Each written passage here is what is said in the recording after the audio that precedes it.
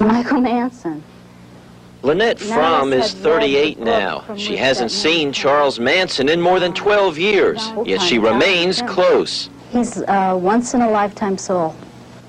He's a spirit.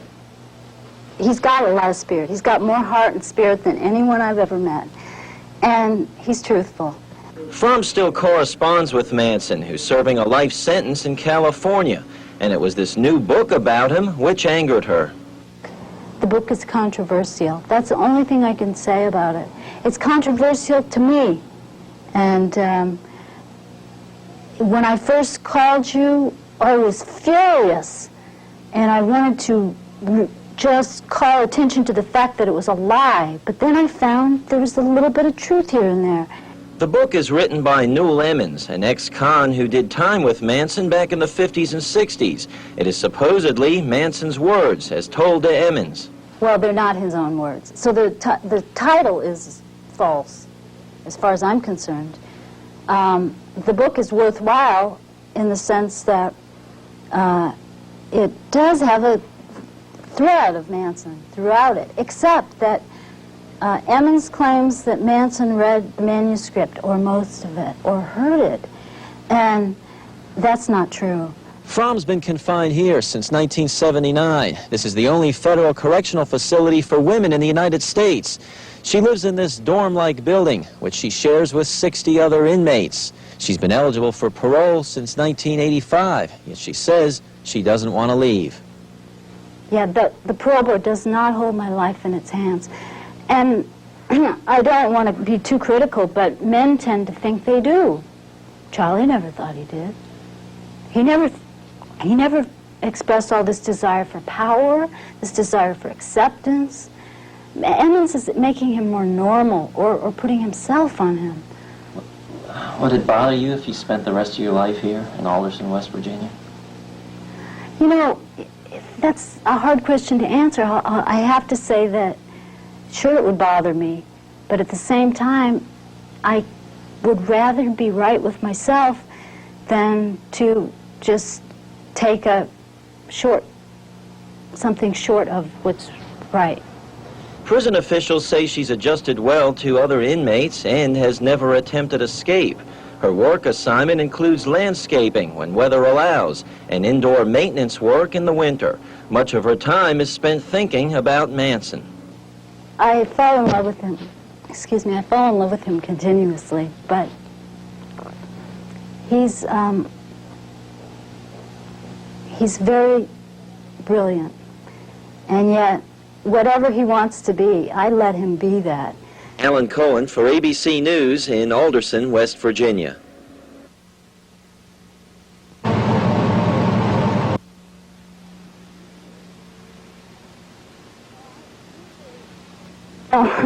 No, I usually, a person who does what I did doesn't repeat it.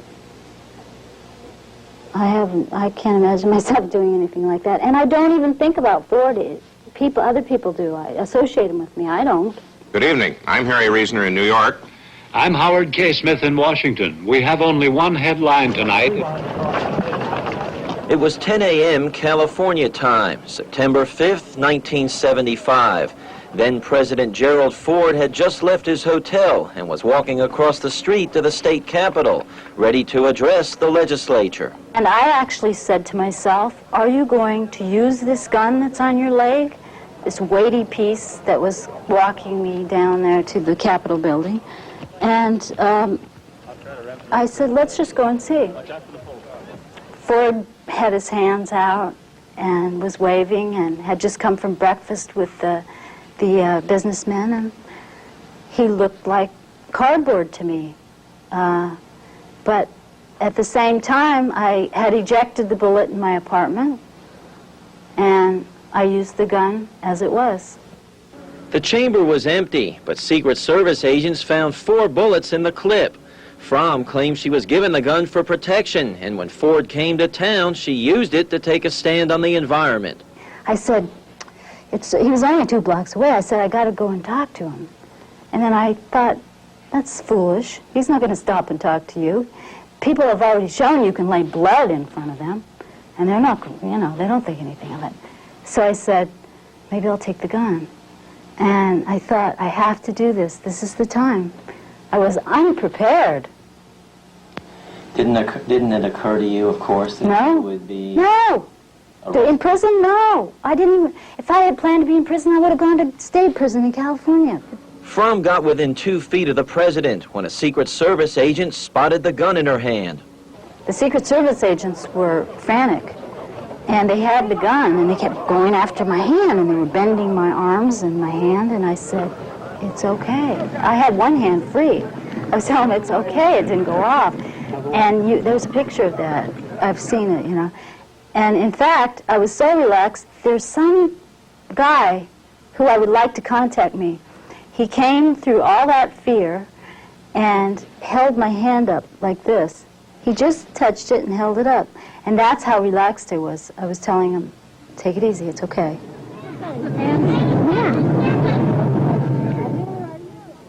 After you were apprehended, what were you yelling? Let's see if I can remember. This man is not your president. He's not a public servant. I'm not saying I tried to take a shot. How do you take a shot without a shell in the chamber? But was the whole thing an attempt to attract attention? I had 2 feet from him. I could have shot twice. Do you have any regrets for that day? No. No, I don't. I feel it was fate. Alan Cohen for ABC News in Alderson, West Virginia.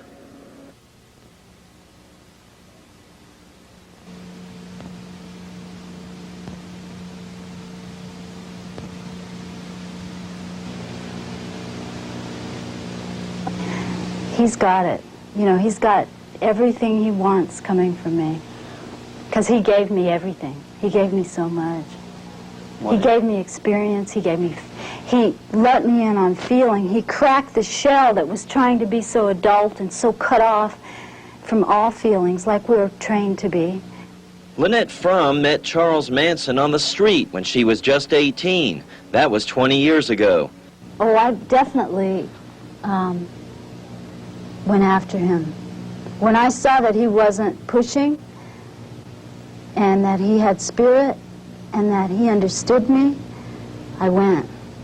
To this day, Fromme insists Manson is innocent. She says during the Tate LaBianca murders, she was at the Spawn Ranch with other family members. She doesn't recall where Manson was, but claims he didn't kill anyone. I know he didn't. I have no question about that. He definitely should be out. He didn't kill anybody.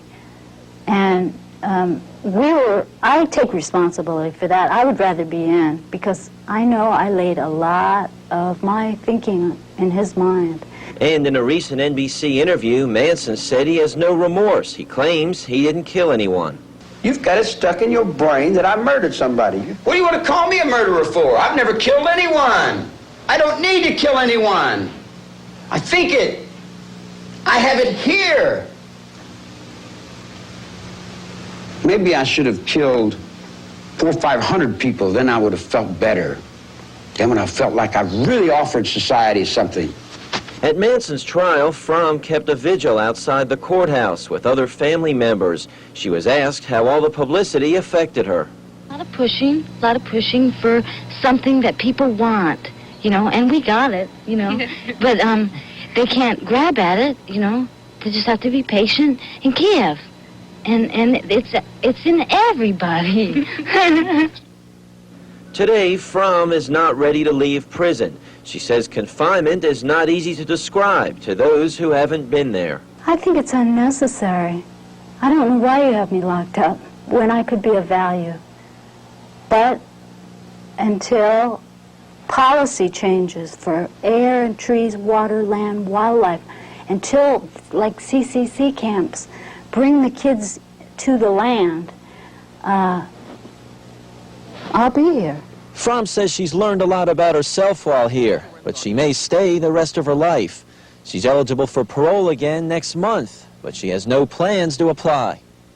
Alan Cohen, WCHS-TV, News 8, Alderson, West Virginia.